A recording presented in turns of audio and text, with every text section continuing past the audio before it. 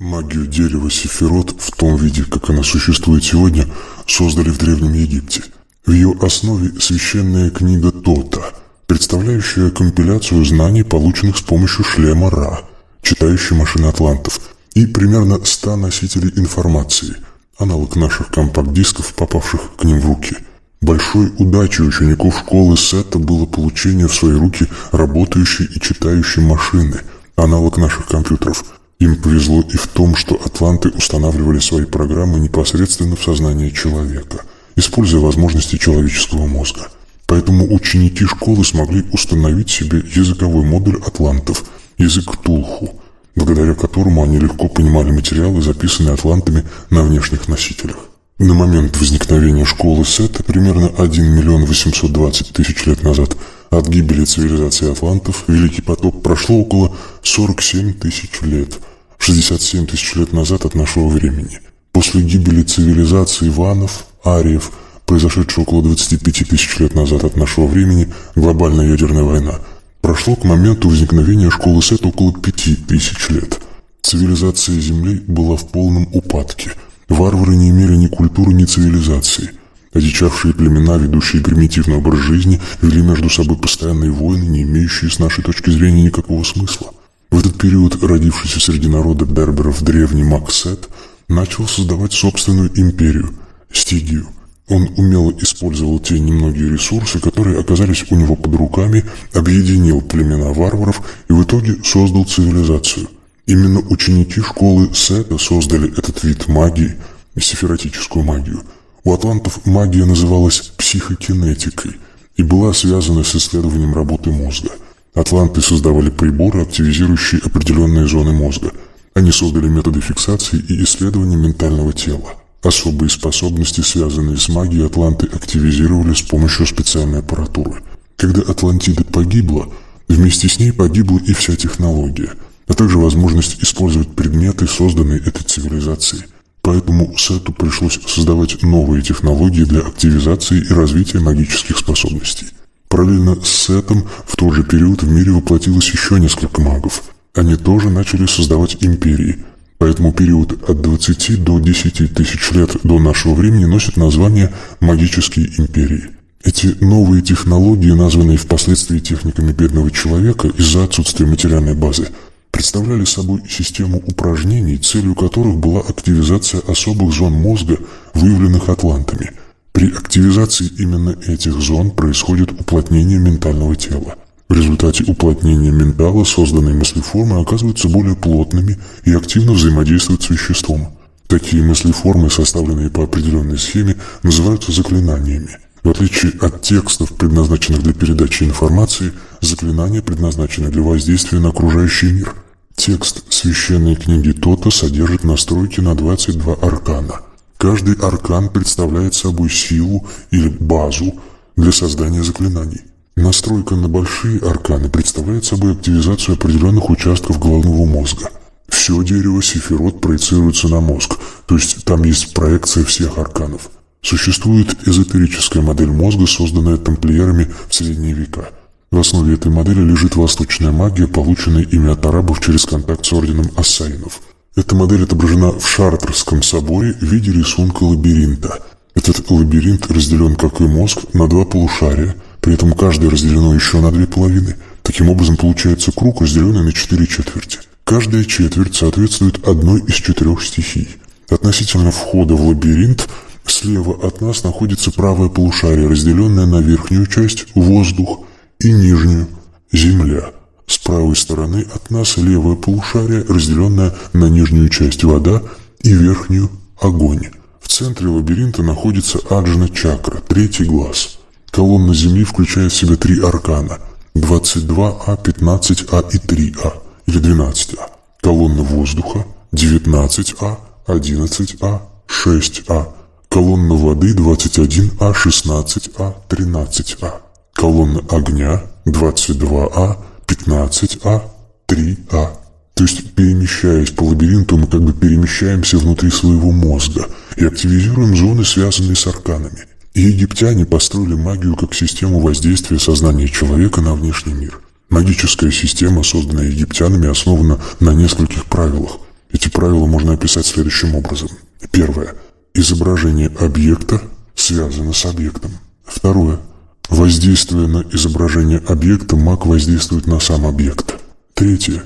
Есть определенное состояние сознания, статус, при котором человек может своими мыслеформами воздействовать на внешний мир. Этот статус меняется в течение жизни и возрастает при последующих воплощениях. Четвертое. Существуют разные профили специализации сознания, связанные с системой зодиакальных созвездий, астрологией, которые дают человеку определенные магические способности. Пятое. Люди по статусу своего сознания делятся на 4 касты. Первые 3 касты не обладают магическими способностями. 4-я каста делится на 4 уровня. На каждом следующем уровне магические способности увеличиваются. Базовый уровень магии 4.1 экстрасенсы связан с появлением магического видения. Следующий уровень 4.2 целители связан со способностью к воздействию на живые объекты. На уровне 4.3 алхимики появляется способность к трансформации неживой материи. Следующий уровень 4.4 демиурги является последним и соответствует всемогуществу в масштабе Земли. Далее маг с Земли уходит. Шестое. Рост уровня сознания человека можно уподобить подъему по винтовой лестнице в башне. Каждая каста представляет собой горизонтальную площадку. Между 2 площадками 12 ступеней, обозначенных зодиакальными созвездиями. Отсюда происходит и название ордена, объединяющего магические школы – Орден Башни. Седьмое. Существует иной, высший мир, находящийся на другом энергетическом уровне Земли, называемый Магонией, землей магов. Маги уровня 4.3 переходят туда, исчезая из нашего мира. Вознесение. Восьмое. Маги более высокого уровня являются учителями и помощниками для магов более низкого уровня. Так сохраняются связи между существами Магонии и магами, находящимися в физическом мире.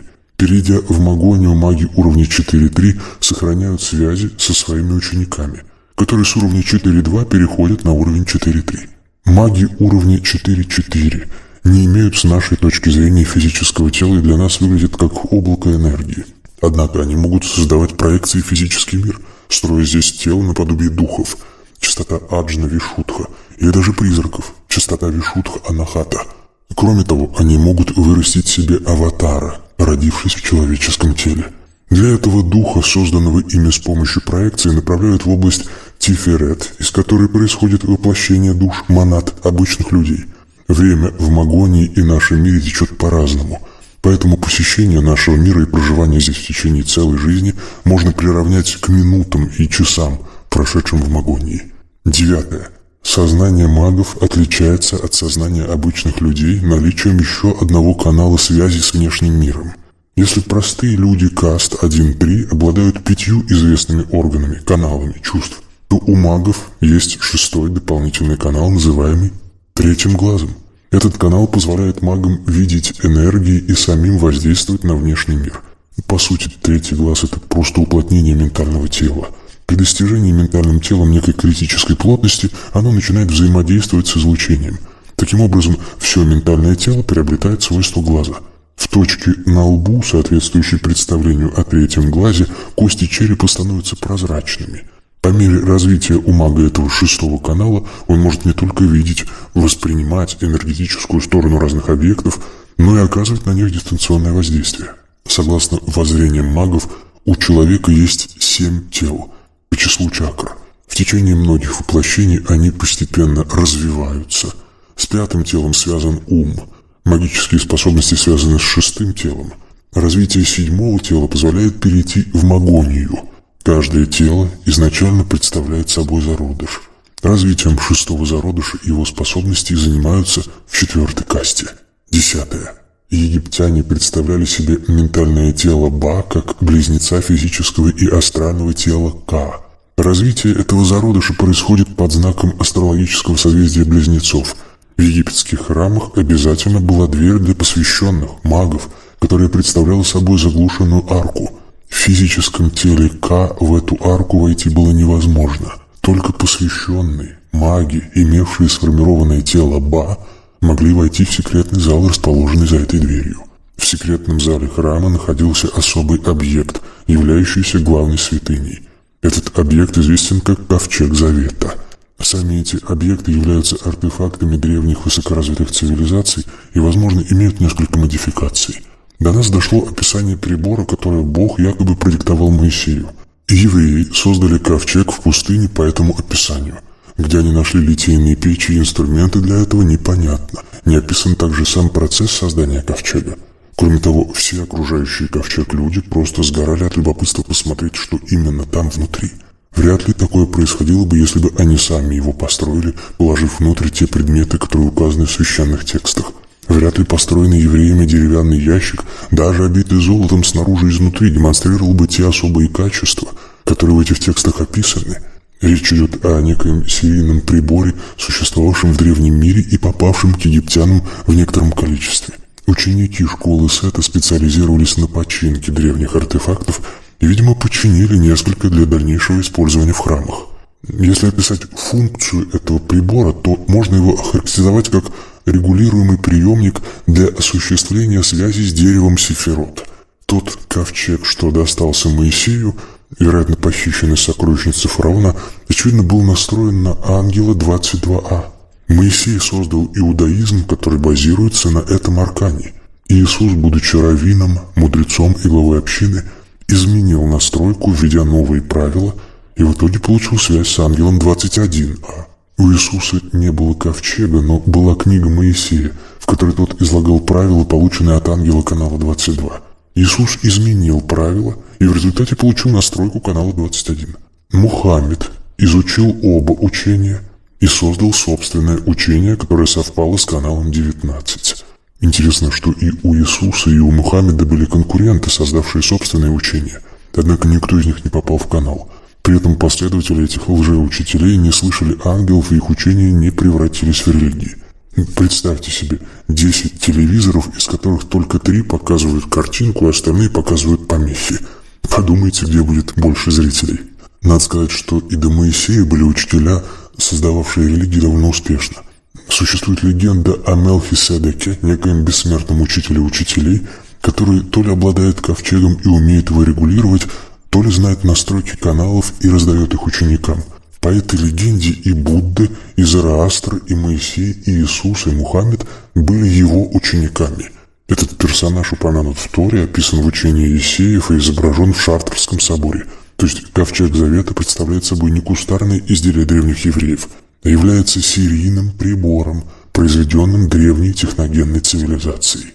Видимо, в каждом египетском храме такой прибор, настроенный на свой канал, находился в секретной комнате, закрытой порталом, куда мог пройти только маг, получивший специальное посвящение.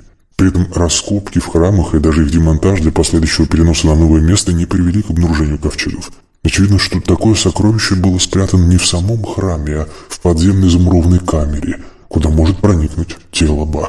Особое посвящение, получаемое жрецами Древнего Египта, связано с созвездием Близнецов. Оно приводило к развитию тела Ба из зародыша во взрослое развитое тело, способное перемещаться и совершать активные действия.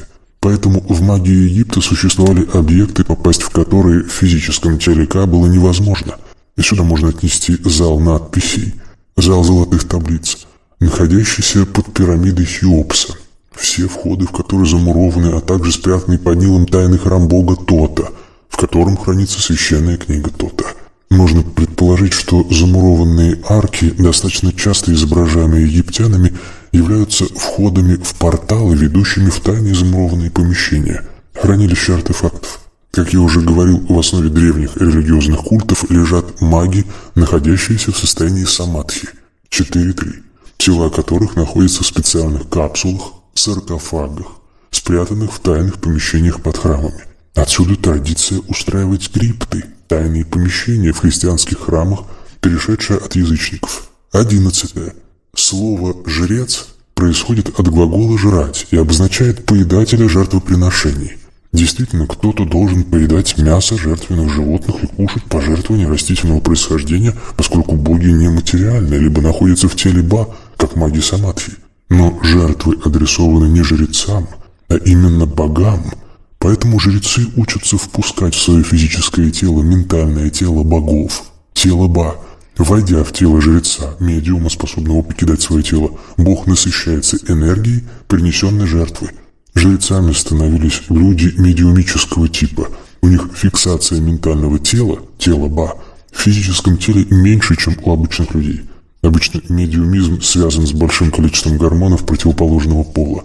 Это случается при смене пола в последующем воплощении. Так, медиумы-мужчины – это переродившиеся женщины. И наоборот, женщины-медиумы – это новое воплощение мужчин. Дело в том, что пол является первым и естественным фактором, определяющим личность. Далее идут имя, воспитание, религия и так далее. Пол является первым фиксатором. Человек осознает себя как мальчика или девочку. В картах Таро глиф «Дитя» не имеет пола. Дети до полового созревания являются медиумами. Медиумизм уходит по мере усиления работы половых желез. Изначально жрецы отбирали медиумов, но поскольку жрецы имеют большую социальную значимость, быть жрецом стало престижно и выгодно. Многие знатные семьи хотели продвинуть своих детей жрецы, однако отбор по параметру медиумизма эту лазейку закрывал. Кроме того, создание сети святилищ разных богов требовало гораздо большего числа претендентов, чем можно было получить простым тестированием медиумов. В связи с этим для жрецов ввели обязательную кастрацию. После удаления половых желез мужчина становился медиумом. То есть ментальное тело кастратов гораздо легче смещается из тела и замещается внешним духом. В связи с этим кастрация мужчин у многих народов, в том числе у евреев, считается нечистой операцией, так как тело кастрата может стать вместилищем демона, злобного духа, вредящего людям. Однако жрецы находятся под защитой храма и, кроме того, служат сами для вселения божества. Поэтому кастрация жрецов в Египте получила распространение. При этом в храмах помимо жрецов находилось большое количество слуг, обязанности которых не требовали медиумизма. Так жрецы поделились на высших, кастрированных и низших, обычных мужчин. Согласно древней традиции, кастрацию закрепляли переодеванием в женское платье – рясу. Впоследствии священников, заменивших жрецов в культе единого бога, монотеистические религии, уже не кастрировали, но переодевание в женскую одежду сохранили. Священники считались не мужчинами, поэтому для них существовал запрет на половую жизнь – целибат. Также в храмах использовались и женщины-жрицы, которые должны были быть девственницами. В то время кастрация женщины была физически невыполнима, женщины, не потерявшие девственность, также считались бесполыми и фактически были медиумами. Обладая способностью выделять Ба, жрецы проводили различные ритуалы с целью развития его из зародыша до взрослого состояния. Отсюда ритуалы с помещенными в замурованные камеры ВЧ-артефактами древних цивилизаций. Такие же камеры находились в древних усыпальницах. Души умерших были там закуплены и не могли их покинуть. Жрец мог через портал проникнуть в усыпальницу и вступить в контакт с умершим. Ментальное тело является накопителем информации. Развитие тела Ба происходит при условии его питания информацией.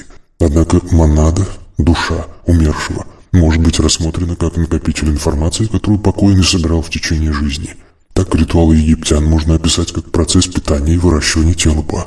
Однако так же, как люди отличаются друг от друга, так и зародыши тела Ба имеют отличия. При развитии тела Ба возникают индивидуальные особенности, которые в итоге дают различные способности.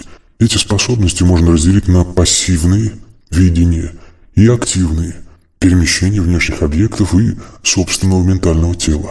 Жрецы применяли свои ментальные способности на практике. Религия в Египте была прикладной технологией.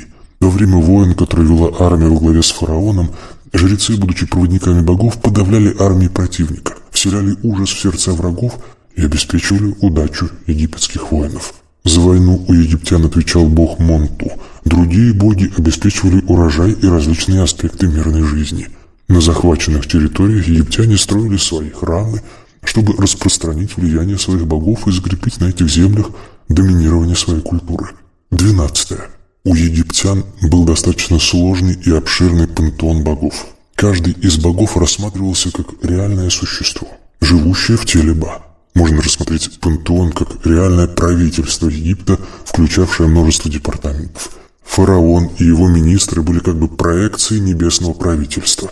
Каждый храм, дом Бога, оказывал собственное влияние и управлял определенной сферой жизни. В этой схеме жрецы были посланцами или курьерами. Из наиболее важных богов были Осирис, шеф-хранитель самого фараона, Тот, управляющий всей магией, наукой, Анубис, управляющий миром мертвых, процессом мумификации и захоронения, создания информационных хранилищ. Очень важной богиней была Исида, управлявшая деторождением и демографическими процессами. Она же курировала эгрегор империи. Бог Сет, собственно, основатель египетского царства, был богом смерти, но не как Анубис, владыка мира мертвых, а как архангел Азраил или смерть с косой. Бог Гор был защитником империи от сил зла, а бог Ра олицетворял космос как внешний фактор. Важной и таинственной фигурой был бог Крокодил Себек, курирующий темные тайны, мир призраков и подземелья. По факту он отвечал за древние артефакты. Богиня-кошка Баст и богиня-львица Сехмет отвечали за охрану захоронений и пирамид, а также покровительствовали женской магии и ведьмам. Было еще множество богов, имевших более узкие функции, в том числе и упомянутый выше Монту, отвечавший за завоевание и раздвигание границ империи. 13. В системе мышления цивилизации Древнего Египта мир богов был настолько же материален, как и мир людей. Боги Египта были для верующих конкретными личностями, просто пребывающими в тонких телах. Боги имели личные истории, они взаимодействовали друг с другом и с обычными людьми. Отсюда легенды, связанные с каждым из богов. К слову, легенды увеличивали плотность ментальных тел богов. Легенда – это взгляд на Бога со стороны. В христианстве существует описание жизни святых. Это аналог легенд богов. Но боги Египта не были идеальными, как впоследствии и боги Греции. Боги ссорятся, воюют, активно участвуют в жизни смертных. Легенды богов позволяют на них лучше настраиваться. Каждый культ описывал легенду своего бога. В храмах изображались сцены из жизни богов. Помимо самих богов в этих сценах участвовали и смертные. Боги не только помогали людям в делах, но и передавали им некоторые волшебные предметы, обладающие особыми свойствами. Часть этих вещей просто создана богами из обычных предметов, заряжена или освещена, а часть найдена в указанном месте. Отсюда название великого магического артефакта меч-кладенец, то есть найденный в кладе. Сами боги, вселяясь в тела жрецов, могли только говорить, сообщать людям информацию. Для реализации планов богов были нужны герои, способные совершать действия и выполнять поручения. Мессии. Для тренировки таких героев создавались при храмах специальные школы, храмовые факиры. Обучение в таких школах шло сверху вниз, то есть воздействие оказывалось сперва на ментальное тело Ба, и дальше через это тело на физическое тело ученика. В обычных школах боевых искусств, внешние школы, обучение строится на тренировке и развитии физического тела Ка. Развитие тела Ба происходит опосредованно. В Египте при храмах развивались внутренние школы, в которых готовили особых бойцов, героев, обладавших магическими способностями. В средние века в Европе появились рыцарские ордена. Монахи-воины сочетали в себе качества бойцов и монахов, развивавших свое ментальное тело. Такие воины, помимо обычных физических упражнений, использовали технологии развития тела Ба, в том числе технологию считывания информации с умерших, используемую египтянами. Эта технология соответствовала работе с 20А. Выращенные в школах храмов особые воины, герои, способствовали распространению влияния храма. Можно назвать этих воинов руками богов, которые через жрецов направляли воинов, давая поручения. Целью каждого бога было получение необходимого для вознесения, то есть перехода в магонию, количество энергии. Это связано, как правило, с демонстрацией силы данного бога, чудес. Тренированные в храмах воины демонстрировали особые способности. Странствуя в отдаленные земли, воины совершали чудеса, в том числе исцеление. Участвуя в сражениях, они повергали в бегство целой армии. Так боги Египта расширяли сферу своего влияния. Храмы представляли собой коллекторы, забирающие энергию молящихся. Эти храмы, посвященные культу одного бога, были объединены в единую систему, замкнутую на тело Ба, самого бога. Сбор энергии в храмах Египта происходил за счет текущей по желобам воды. Часто это были подземные воды, в котором вели специальные колодцы, расположенные по периметру храма. Такую же систему, основанную на текущей воде, построили и цивилизации Мексики. Эту систему использовали для жертвоприношений, помещая алтари над потоками текущей воды. В такие же потоки помещали и капсулы, саркофаги, в которых лежали тела богов, чьи тела Ба использовались при создании культов. В капсулах хранились живые тела Ка, требующие питания. Энергия, собираемая в храмах, впитывалась потоком текущей воды и доставлялась к саркофагу, где поглощалась телом Ка. Кроме основной функции, связанной с запиткой физических тел богов, эти устройства использовались также для освещения, зарядки, ритуальных предметов и талисманов. Для этого делали специальные площадки, столы для зарядки предметов, под которыми протекал поток. Уложенные на эти столы предметы запитывались энергией эгрегора. Примером такого храмового комплекса является уже упоминавшийся мной Осирион или могила Осириса. Известные места, связанные с могилами Анубиса и других богов. Гробницы египетских богов находятся в замурованных помещениях, защищенных от проникновения посторонних. В китайской традиции есть гробница желтого императора Шихуанди. Она была помещена на островок, находящийся посреди озера Ртути.